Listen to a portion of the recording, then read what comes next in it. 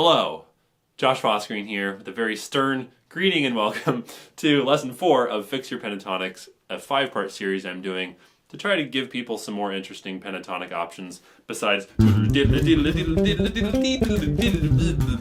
blah, blah, blah. So this is Lesson 4. You probably want to start with Lesson 1. We've covered a lot of good stuff already. Either way, you can download the PDF right here. It has all the exercises you'll need for this whole series.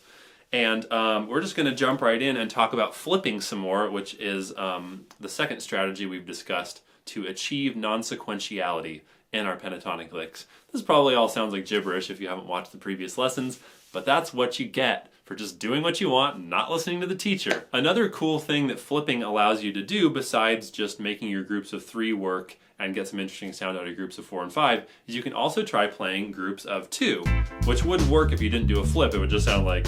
You'd just be doubling up notes in the scale and it would be no bueno. But if we do some flips, then we get what I have written out there as exercise 11. We can flip and skip our way through the scale, just thinking of notes in little 2-note groups. And you can hear something a lot like this, just as a brief aside, in Tower of Power's You Got to Funkifies. Right after they sing the title line, the horns play a line that does almost exactly what we're doing in exercise 11. Boop, beep, boop, beep, boop, beep, beep, which is cool. You can get a lot of cool funky sounds out of this. And this isn't just for funk and jazz. It's sort of my bias sometimes, even though I'm currently in a rock band. Yeah, it's up to you to apply this to different styles. I have faith in you. You can do it. So let's try playing exercise 11 together, and then I'll blather about it more. If I didn't say to get to PDF, you can do that right here. I can't remember. Here we go. 1, 2, exercise 11. Again, 2, 3, 4. Do it one more time. 3, 4. Okay? So again, this gives us non-sequential patterns because we're going G, A, jump down to E, which gives us a perfect fourth. Part of what's cool about this is you get a ton of perfect fourths when you do the groups of 2 like this, and that gives you a very hip, modern sound that you would hear in newer jazz music and a lot of funk and that kind of stuff. So perfect fourths are your friend if you want to sound cool with the pentatonic scale in that context. Here's the same basic idea. This time we'll work our way up through the scale rather than descending. This is what exercise 12 sounds like. Let's do that together. 1, 2, 3, 4. Again, 3, 4. And actually, I've been kind of lax in actually talking about fingerings and how to play this stuff because these are sort of advanced lessons. But this one's a little funky, so I just wanted to share with you how I'm thinking of it fingering-wise. First of all, when I'm this high up the neck, I usually fret whole steps, index ring finger, whereas down here I'm very religious, not religious, fairly strictly do index pinky for whole steps down at the bottom of the neck where the frets are big. Up here, for my hands, it works fine to do index ring, which also makes it look more like noodly guitar player mode, which I'm always trying to get people not to do. Anyway, so I'm just starting with a bunch of ring, index, index, ring, ring, index, ring, index, index, ring. Then, once I get here, I'm thinking of each of those as a little 2-note fingering chunk. So I'm going index, ring, shift, index, pinky, shift, index, ring, and then you're right in position for ring, index, ring to finish it off.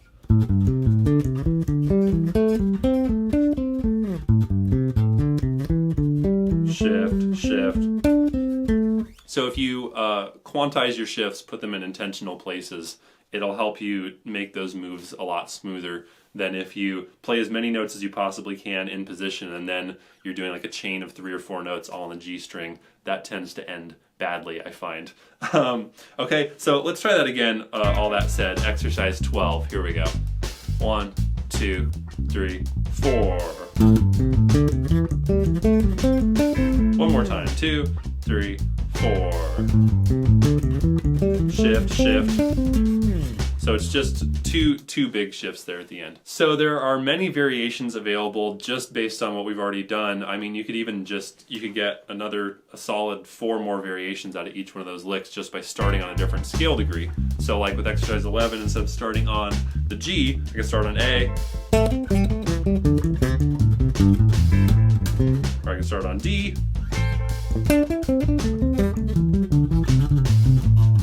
And that gives you a ton of different licks. The other thing is you want to play with starting on different parts of the beat. This is hard. It can be hard. A lot of people don't take the time to do this. I think it's greatly to their detriment. So for example, let's take exercise, let's see, what is that? We'll take exercise 13. This is just like exercise 12, but I'm starting on the E of 1 instead of starting on 1. So instead of 3, 4, I get this, 3, 4, 1, E and. I'll do that again, 3, 4, E and, 1, E and.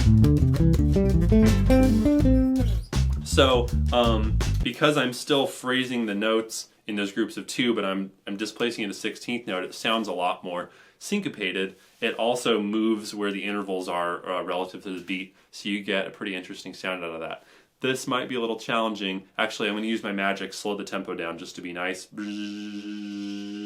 All right, let's see if that magic spell worked. Yep, it's slower. Okay, let's try this together. Exercise 13. 2, 3 E and a 4 E and a 1 E and. One more time. 2, 3 E and a 4 E and a 1 E and. Cool. So I would recommend that you do this through all 16th notes of the bar, okay? Don't just stop at the E. It's going to sound the coolest and the most syncopated on the E's and the U's, but it's still a great exercise to practice it all throughout the bar, and to do that with all the licks you know. Try starting them on a different beat or a different part of the beat, and you can organize that however you want. You could do, say you have a lick that starts on 1, you could try starting it on 2, 3, and 4, then try starting it on the and of every beat, then the E of every beat, then the of every beat, or you could just walk through the bar, 1, E of 1, and of 1, 2, E and 3 E and however you want to do it. Really important to do that so that your phrases don't always frickin' start on 1. This is such a huge problem with bass soloing in particular. We always start on 1, we always resolve to the root. It's not good. That's not how people solo. We just do it because we're so used to playing bass where you want to hit the root on 1. It's not good outside of that context a lot of the time. Anyway, so flipping groups of 2 is awesome, and also taking all of the stuff we've done in these 4 lessons so far and starting it on a different part of the beat rather than on 1 where we've started everything. Personally, I would say most of the time I use pentatonics. I'm not starting on the root on beat 1. That's just not the hippest thing in the world to do. So play with that. Okay, so this was lesson 4. We've got one more coming where we're going to talk about hexatonics, how they may also solve some of your pentatonic problems. Thank you so much for watching. I really hope this is helping you. Please share these videos widely, especially with guitar players, because they are so naughty about that frickin' lick. It's just the worst. You know what I'm saying? If you want to support me in continuing to put out these free bass lessons, you can buy my books at joshfossgreen.com/books, which will really help you move through the scales the way we're doing in a fluid manner. And you can also support me on Patreon and get some cool, unique rewards for doing that and be a part of these lessons more directly. Thank you guys so much. I'll see you next time in the final lesson of Fix Your Pentatonics.